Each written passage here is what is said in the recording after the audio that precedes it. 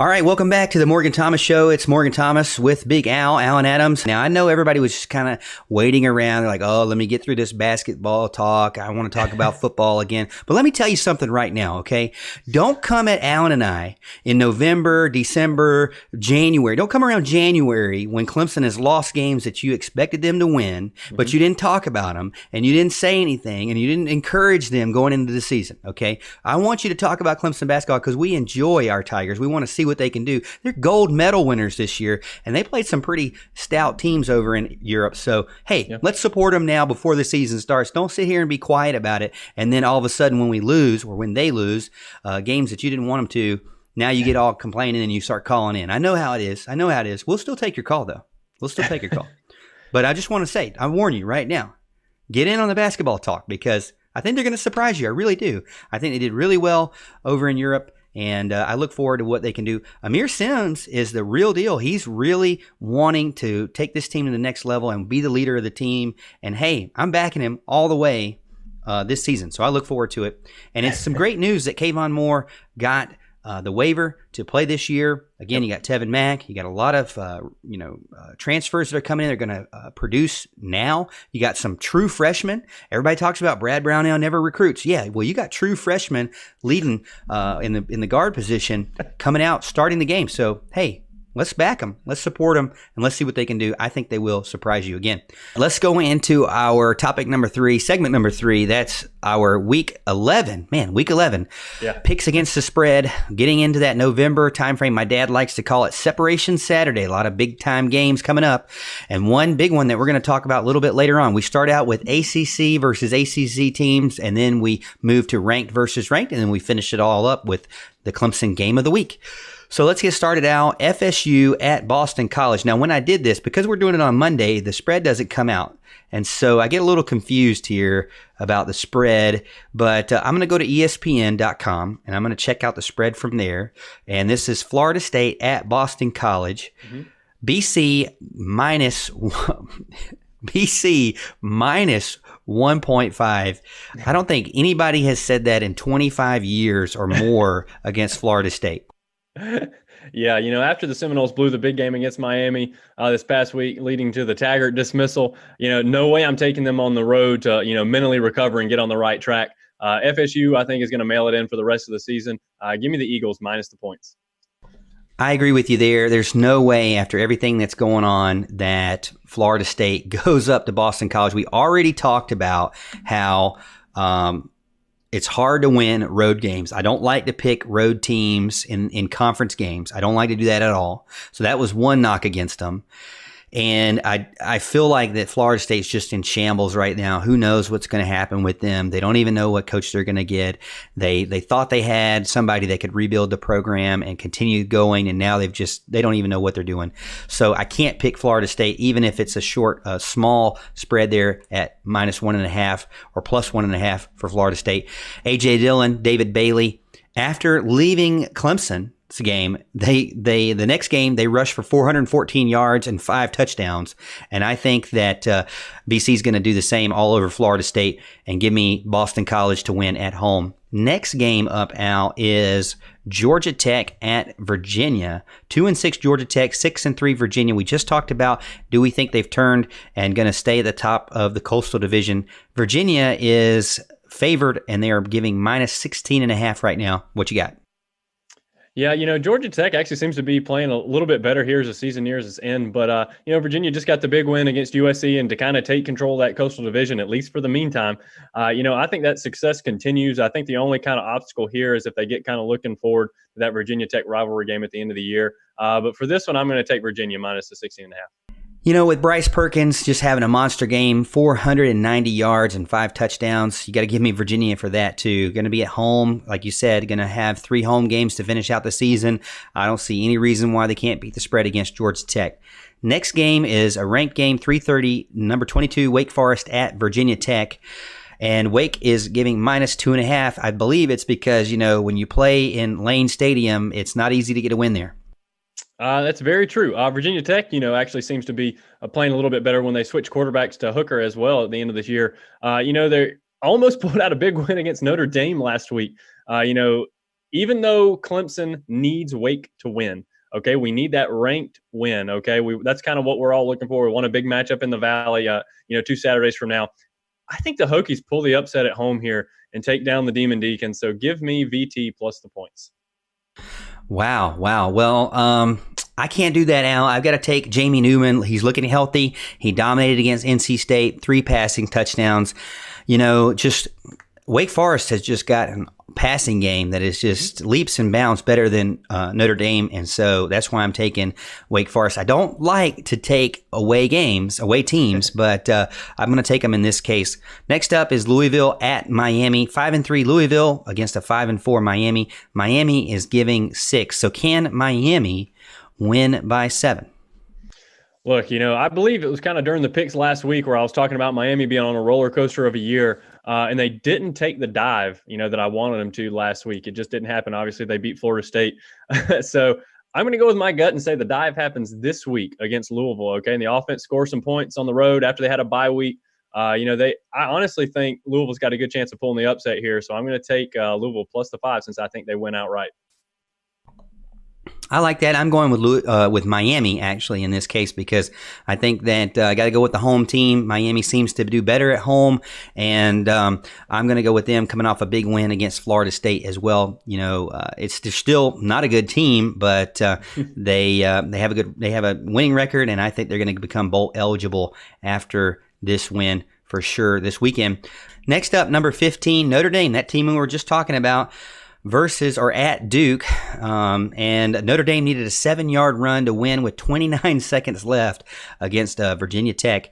Who you got there? Well, let me give you the spread. Notre Dame -8. Minus so eight. Okay. Got to have a touchdown and a field goal there.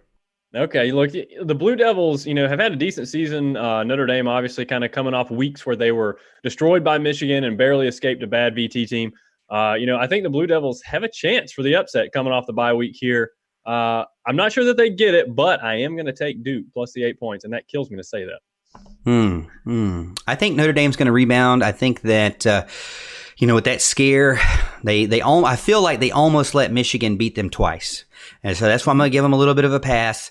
And I think that Notre Dame's going to go to Duke and kind of show them up and rebound and win by more than 8. So give me Notre Dame in that case. That's it for our ACC games, minus the Clemson game. We're going to talk about that after this. But some big games going on. You got number 5, Penn State at number 13, Minnesota. Now, this is one that they refuse to do a night game, and it's going to be like 33 degrees. Maybe even maybe even 20 degrees by the end of the game, and that's starting at noon. So definitely a cold one between those two teams. What you got? Is the spread +6? I saw Minnesota +6, Penn State -6. Is that still the case? I probably should give you the spread. Yeah, that's fair. I've got 6.5 Penn State. -6.5 Penn State. -6.5 Penn State. All right. So I like what I've seen from Penn State so far this year. Minnesota has largely benefited from what I see as a pretty weak schedule for the most part. And they struggled to win in the beginning. They've been playing on much better as of late, blowing people out as of late. But this is the time of year where these upsets happen. I think you'll notice tonight I've gone with a lot of teams plus the points, which could hurt me big time. And, when I've got a little lead in the pick'em segment, but I think Penn State's a superior team. But give me the Golden Gophers to cover here. I like this time of year. It's so much fun because there's so many upsets, as long as they're not having it in Clemson, of course. But I'm going to take Minnesota plus the 6.5 points. So Sean Clifford and KJ Hamler just dominated and destroyed Michigan, and I think that they're going to continue to do well. Minnesota has a really good offense, but I think Penn State has a pretty good defense. In that case, they're only allowing 68.4 yards rushing per game. And I love to take those dominant rushing defenses, even though it's an away game, so they lose a little bit because it's an away game, but it's an early away game. They gain a ton for being a really great rushing defense and only allowing 9.6 points per game. And like you said, Penn State has played a better schedule a more difficult schedule as far as Big Ten goes. Minnesota's kind of had that luxury of not having as many difficult games as Penn State has. Penn State has come out undefeated, and so I've got to go with Penn State in this case, minus the points. That's what I'm going with now. Next up is kind of Well, let's skip this one. We'll go to the next one. Then we'll do the big game. The big game, The next up game is number 18 Iowa versus number 16 Wisconsin, and that's a 4 p.m. game. There's really the late game is the Clemson game, which is kind of interesting. There's no ranked versus ranked late game. All these games are early or earlier, but you've got Iowa versus Wisconsin. Iowa 6-2, Wisconsin 6-2, Wisconsin -8.5. What you got? Look, the Badgers have burned me a couple times this year, none worse than their last game when they got just obliterated by Ohio State. I really thought they were going to put up a fight there and have a chance to pull the upset. Obviously, I was way wrong on that. But, however, I think they put it together this week, get back on track. I'm going to take Wisconsin minus the points. Okay, Wisconsin minus the points. Their two ranked teams had a lot of success in September, and peaked in September. And so I think that Wisconsin really needs to right the ship. They've lost 2 straight road games. This is going to be their homecoming after those 2 straight road games. I don't see how Iowa's any better than any team in the ACC. I really don't see how Wisconsin's any better than the ACC, but they're those teams that have those 2 losses that somehow are ranked over 3-loss ACC teams. They seem to be just as good or just as bad as any of those teams, but I'm going to take Wisconsin as well. I think they're going to get things together going into their home game, and I think they're going to get Jonathan Taylor back on track. And Iowa just always struggles to seem to score, and so I'm going with Wisconsin in that case. Next up, this is the game that everybody's been looking forward to. I think everybody already knows who I'm going to pick based on the past couple of weeks that I've already talked about it. But 8-0, number 1, LSU at really should be number 4 Alabama, but number 2 Alabama for ratings purposes. 8-0 Alabama. First big road test for LSU. They've won 2 big games in the SEC, but they were both home games. This one, my man, is not. Alabama -6.5. I was debating this at church this Sunday about what the spread would be with a couple of guys at church, and we all kind of agreed it was going to be that 1 touchdown because a field goal in Tuscaloosa is not enough for me to pick LSU. You start giving me 7 points, though, now I'm getting interested. If it was 11 points, I would definitely take LSU. But what you got with 6.5 right now? Look, obviously the elephant in the room here, and that pun intended, by the way, is will Tua play? Okay? Is Tua going to play? If he plays, is he going to be healthy? Is he going to be 100% healthy? Probably not. I don't see how he could be after the little surgery he had done. I think the LSU team matches up a lot better with the Tide than in past years due to their offense and kind of the spread they're running. They're able to put up a lot more points. At the beginning of the year, I said Bama wins this game mainly due to the fact that it was in Tuscaloosa. But I think the fact that Tua may or may not be 100%, I'm saying he won't be, or may not even play, pushes this in LSU's favor. So give me the Tigers plus the points. I'm taking LSU all the way, especially with 6.5. If it gets any closer, I might change my mind. I like to change my mind right before game time. That's kind of how I do my picks. If you play with us over on the Yahoo Pick'em, you'll notice that some of my picks I said on air have changed by the time the game gets around. That's because it's Monday. I haven't had a time to really just set on these things. And so, I'm not really sure, even though I'm glad I kept my Georgia pick from last week. Alan, I went 10 for 10 out of the 16 games we picked. I went 10 for 10 before 7 o'clock. And then after the 7 o'clock game started, I went 1-5. Yeah. I just got destroyed in those late games last week. So hopefully I'll do better this week. But I'm going to get LSU. I've been picking LSU since the beginning of the season. I circled this part on my calendar because it's a big game. I look forward to watching that game. Al, you'll have to, I guess, get text messages from me because, you'll probably be tailgating or something. I don't know what you'll be doing, but I don't know what people do when they go to games. What do you do when you go to games?